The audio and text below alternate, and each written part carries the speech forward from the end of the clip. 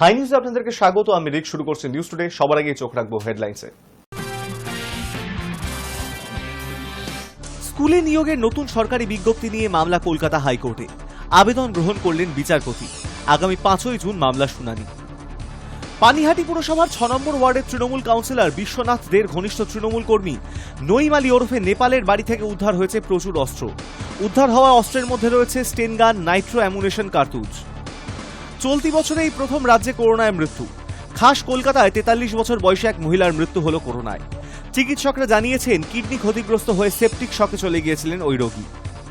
চলতি সপ্তাহেই শ্রীনগর কাটরা রেলপথের উদ্বোধন করতে কাশীতে যাবেন প্রধানমন্ত্রী।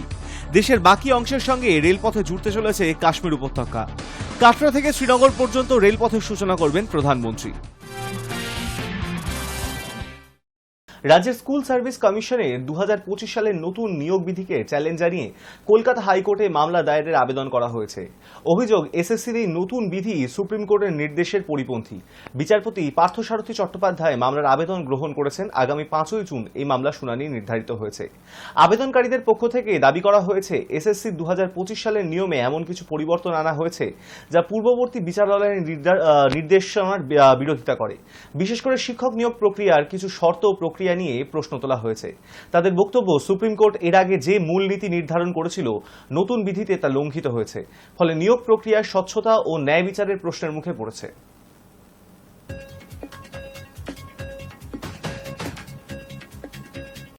বাড়ছে করোনা আতঙ্ক। চলতি বছরে এই প্রথম রাজ্যে করোনায় মৃত্যু।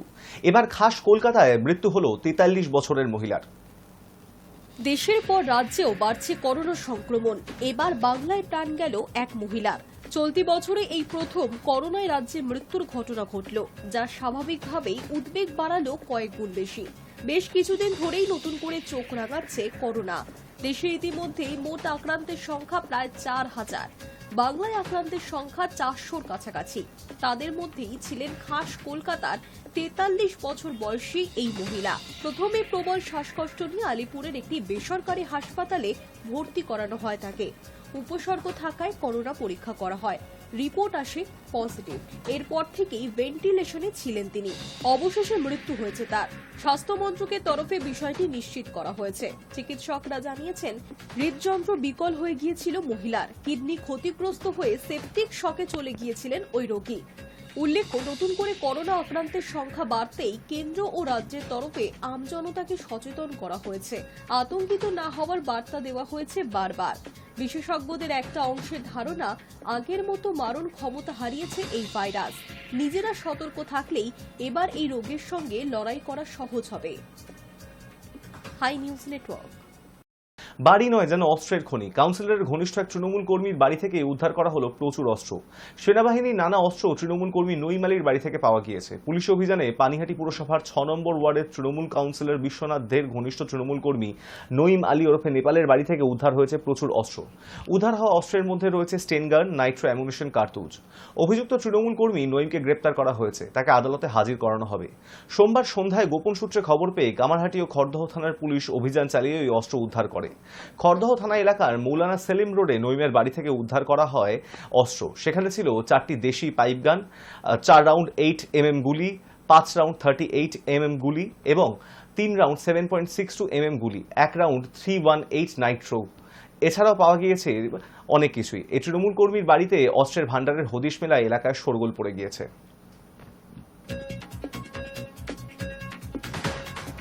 বাড়ির সামনে বম পোতা আছে জানো না? বাড়ির সামনে কোথায়? তো পাঁচিলের ধারে। পাঁচিলের ধারে যদি বম পোতা থাকে, তাহলে আমার জমি, আমাদের 2 বোনের জমি, তাহলে আমার জমিতে আমার বম পোতা যদি আমার কোনো লোক পুঁতে থাকে, তাহলে আমি জানবো নিশ্চয়ই, আমাকে বলবে। যেহেতু আম সবসময় আম পাড়ছি, খাচ্ছি, চলাফেরা করছি, রাত 10টা তো মানে আম ঝড় হলে আম কুড়াইলাম। এর মধ্যেই রাত্রি অফিসে এসে আমাকে এরকম জিজ্ঞেস করছি। আমি তো অবাক যে আমার এখানে বম পুতলো কি। তাহলে সন্দেহ যে আমাকে কেন্দ্র করে, আমার ভাইদেরকে কেন্দ্র করে, মানে আমার বাড়িতে জিনিসটা এরকম করছে হিংসা করে, যাতে আমার ভাই। স্বরাষ্ট্রমন্ত্রীর সম্পর্কে কুমন্তব্য কাকলি ঘোষ দস্তিদারের, আর তার বিরুদ্ধে অভিযোগ দেয় দক্ষিণ বিধাননগর থানায়। বিজেপির দাবি, কাকলি ঘোষ দস্তিদারকে প্রকাশ্যে ক্ষমা চাইতে হবে, না হলে তাকে পদত্যাগ করতে হবে। বারাসাত লোকসভা কেন্দ্রের সাংসদ কাকলি ঘোষ দস্তিদারের বিরুদ্ধে অভিযোগ দায়ের হল দক্ষিণ বিধাননগর থানায়। রবিবার কেন্দ্রীয় স্বরাষ্ট্রমন্ত্রী অমিত শাহ নেতাজি ইন্ডোর স্টেডিয়ামে বক্তব্য রেখেছিলেন। সেই বক্তব্যের বিরোধিতা করে কাকলি ঘোষ দস্তিদার স্বরাষ্ট্রমন্ত্রীকে কটাক্ষ করেন বলে অভিযোগ।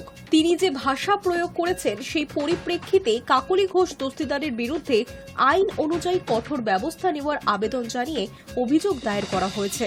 রবিবার কলকাতায় এসেছিলেন কেন্দ্রীয় স্বরাষ্ট্রমন্ত্রী অমিত শাহ। তার কথায় উঠে আসে অপারেশন সিন্দুরের প্রসঙ্গ। মমতা সরকারকে কটাক্ষ করে তিনি বলেন, অপারেশন সিন্দুরে শতাধিক জঙ্গি খতম হয়েছে, কিন্তু অনেকে পেটে তাতে ব্যথা হচ্ছে। কয়েকজন অপারেশন সিন্দুরের বিরোধিতা করেননি, দেশের মহিলাদের ভাবনার সঙ্গে খেলা করেছেন। অমিত শাহর বক্তব্যের পাল্টা ময়দানে নামে তৃণমূলের মহিলা ব্রিগেড। বারাসাতের তৃণমূল সাংসদ কাকলি ঘোষ দস্তিদার অমিত শাহর বক্তব্যের পরিপ্রেক্ষিতে বলেন, বাংলার মহিলারা এর যোগ্য জবাব দেবেন। ওরা সিঁদুরের ফেরিওয়ালা হয়ে ঘুরছে, অথচ মহিলাদের সম্মান কিভাবে করতে হয় সেটা জানে না। আজকের এই মন্তব্যের মাধ্যমে তারা আবারও প্রমাণ করলেন তাদের মুখে নারী সম্মানের বুলি থাকলেও বাস্তবে সম্পূর্ণ ভিন্ন। তবে কাকলি ঘোষ দস্তিদার কেন্দ্রীয় স্বরাষ্ট্রমন্ত্রীকে আক্রমণ করতে গিয়ে যে শব্দ ব্যবহার করেছেন তা নিয়ে প্রশ্ন তুলে তার বিরুদ্ধে বিধাননগর থানায় অভিযোগ দায়ের করেছে বিজেপি। তাদের দাবি, কাকলি ঘোষ দস্তিদারকে প্রকাশ্যে ক্ষমা চাইতে হবে, না হলে তাকে পদত্যাগ করতে হবে। High news Network. সিকিমে চাটেন থেকে আটকে পড়া পর্যটক ও সেনা পরিবারের সদস্যদের নিরাপদে আকাশপথে সরিয়ে নিয়ে যাওয়া হয়েছে। সিকিমের প্যাকিয়ংয়ে মঙ্গলবার সকালে আটকে পড়া পর্যটক এবং সেনা পরিবারের সদস্যদের প্রথম দলকে সফলভাবে আকাশপথে সরিয়ে নিয়ে যাওয়া হয়েছে দুটি MI-17 V5 হেলিকপ্টারে। 34 জন উদ্ধারকারীকে নিয়ে প্যাকিয়ং গ্রিনফিল্ড বিমানবন্দরে নিরাপদে অবতরণ করে ওই হেলিকপ্টার। সেনারা জানিয়েছে প্রত্যেককে নিরাপদে উদ্ধার করা হয়েছে এবং প্রথম অভিযান সম্পন্ন করেছে। উদ্ধার হওয়া ব্যক্তিদের মধ্যে বর্তমানে কিছুজন চিকিৎসাধীন রয়েছেন এবং কিছু সেনা আহত হয়েছেন, তারাও চিকিৎসাধীন রয়েছেন। পেহেলগাঁও হামলার পরে এক মাসের বেশি কেটে গিয়েছে, তারপরে কাশ্মীরে যেতে পারেন প্রধানমন্ত্রী নরেন্দ্র মোদী। সূত্রের খবর, চলতি সপ্তাহে শ্রীনগর কাটরা রেলপথের উদ্বোধন করতে কাশ্মীর যাবেন প্রধানমন্ত্রী। উল্লেখ্য, গত 19 এপ্রিল এই রেলপথের উদ্বোধন হওয়ার কথা ছিল, কিন্তু নিরাপত্তার কারণে তা বাতিল হয়। আর তার 3 দিন পরেই নৃশংস হত্যাকাণ্ড ঘটে পেহেলগাঁওয়ে। দেশের বাকি অংশের সঙ্গে রেলপথ জুড়তে চলেছে। কাশ্মীর উপত্যকা কাটরা থেকে শ্রীনগর পর্যন্ত রেলপথের সূচনা করবেন প্রধানমন্ত্রী।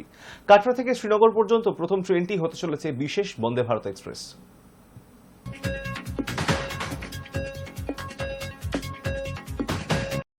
আমেরিকার সঙ্গে চুক্তির কারণে কি পরমাণু অস্ত্রবাহী বোমারু বিমানের অবস্থান জানিয়েছিলেন পুতিন? আর ওই চুক্তি মেনেই ভ্লাদিমির পুতিনের Tu-95 MS, Tu-22 M3 এর মতন পরমাণু অস্ত্র বহনে সক্ষম গুরুত্বপূর্ণ স্ট্র্যাটেজিক বম্বার বিমানবহরের অবস্থান জানতে পেরেছে আমেরিকা। আর সেই সুযোগে নিল ইউক্রেন। পেন্টাগনের কাছ থেকে সুনির্দিষ্ট তথ্য পেয়েই পরমাণু অস্ত্র বহনে সক্ষম রুশ বোমারুর উপর হামলা চালিয়েছে ইউক্রেন। সোমবার এমন ইঙ্গিত মিলেছে বিভিন্ন আন্তর্জাতিক সংবাদ মাধ্যমে। সেই সঙ্গে উঠে এসেছে রুশ বিমান ঘাঁটিতে কার্যত অরক্ষিত অবস্থায় বোমারু বিমান রাখার কারণও। এরপরেই আলোচনার কেন্দ্রে এসেছে 2010 সালে পরমাণু অস্ত্র সংবরণ সংক্রান্ত আমেরিকা রাশিয়া নিউ স্টার্ট চুক্তিতে। ওই চুক্তি অনুযায়ী দু দেশকেই তাদের পরমাণু অস্ত্র বহনে সক্ষম বোমারু বিমানগুলিকে এমন ঘাঁটিতে রাখতে হবে যা নজরদারি উপগ্রহের সাহায্যে বা পরমাণু অস্ত্র শনাক্তকরণে ব্যবহৃত ন্যাশনাল টেকনিক্যাল মিনসের মাধ্যমে পর্যবেক্ষণ করা যায়। ওই চুক্তি মেনেই নিয়মিত ভ্লাদিমির পুতিনের Tu-95 MS, Tu-22 M3 মতন পরমাণু অস্ত্র বহনে সক্ষম গুরুত্বপূর্ণ স্ট্র্যাটেজিক বম্বার বিমানবহরের অবস্থান জানতে পেরেছে আমেরিকা। অভিযোগ, গোপনে সেই তথ্য পৌঁছে গিয়েছে ইউক্রেনে। আর সেই তথ্যের ওপর ভিত্তি করেই গত 1.5 বছর ধরে সন্তর্পণের সীমান্ত টপকে রুশ ভূখণ্ডে ড্রোন মজুত করে হামলার নীল নকশা তৈরি করেছে ভ্লাদিমির জেলেনস্কির বাহিনী। আগামী 2026 সালের ফেব্রুয়ারি পর্যন্ত নিউ স্টার্ট চুক্তির মেয়াদ। 5 বিমান ঘাঁটিতে হামলার জেরে তার আগেই কি চুক্তিতে ইতি টানবেন Putin? Hi news network. New ইয়র্কে 2022 সালে ছুরির কোপের সেই ভয়ঙ্কর অধ্যায় ভুলে গিয়েছেন, জানিয়ে দিলেন সাহিত্যিক সালমান রুশদি। এই ঘটনার পর এক চোখে দৃষ্টি হারিয়েছেন ভারতীয় বংশোদ্ভূত লেখক। এখনও একটি হাত পুরোপুরি কর্মক্ষম হয়নি। সেই হামলার পর দীর্ঘ সময় লেখক পোস্ট ট্রমেটিক স্ট্রেস ডিসঅর্ডারেও ভুগেছেন।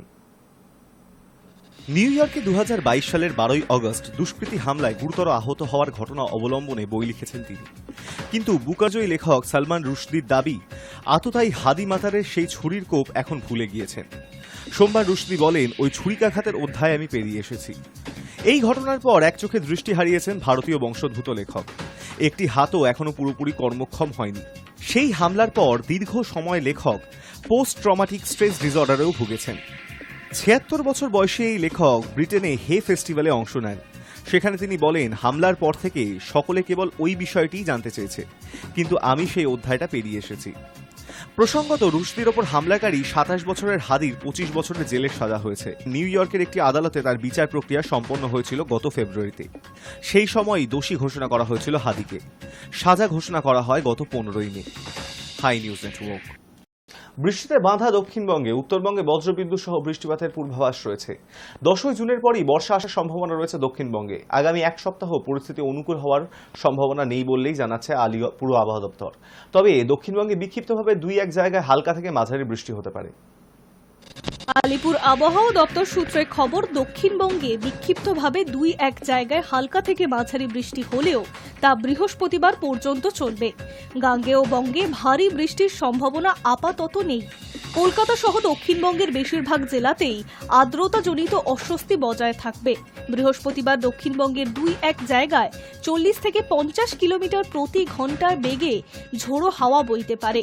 দক্ষিণবঙ্গের জেলাগুলিতে ভূপৃষ্ঠের কাছাকাছি শুষ্ক পশ্চিমা বায়ু থাকার কারণেই আবহাওয়া মূলত গরম এবং আর্দ্রতা থাকবে। পূর্বাভাস হাওয়া অফিসের।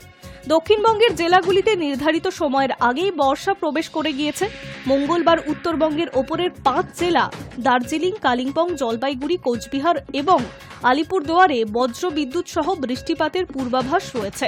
বাকি ৩ জেলাতে হালকা থেকে মাঝারি বৃষ্টির পূর্বাভাস রয়েছে। বুধবারে উত্তরবঙ্গের সব জেলাতেই বজ্র বিদ্যুৎ এবং ঝোড়ো হাওয়ার পূর্বাভাস রয়েছে। ঝড় বৃষ্টির জেরে উত্তরবঙ্গের নিচু এলাকাগুলিতে সাময়িকভাবে জল জমার সম্ভাবনাও রয়েছে। নদীগুলিতে জলস্ফীতি এবং বন্যার আশঙ্কা রয়েছে। দার্জিলিং এবং কালিম্পংয়ের পার্বত্য অঞ্চলে ধস নামার ও আশঙ্কা রয়েছে। উত্তরবঙ্গের জেলাগুলিতে বজ্রবিদ্যুৎ সহ ঝোড়ো হাওয়া এবং ভারী বৃষ্টির পূর্বাভাস থাকলেও মঙ্গলবার থেকে বৃষ্টিপাতের তীব্রতা কিছুটা কমতে পারে। মঙ্গলবার দিনের আকাশ আংশিক মেঘলা থাকবে। বজ্রবিদ্যুৎ সহ হালকা থেকে মাঝারি বৃষ্টির সম্ভাবনা রয়েছে। দিনের সর্বোচ্চ এবং সর্বনিম্ন তাপমাত্রা যথাক্রমে ৩৭ ডিগ্রি এবং ২৯ ডিগ্রি সেলসিয়াসের আশেপাশে থাকবে। High news Network. News Today এখন এই পর্যন্তই। দেখতে থাকুন হাই নিউজ, নির্ভীক, নিরপেক্ষ।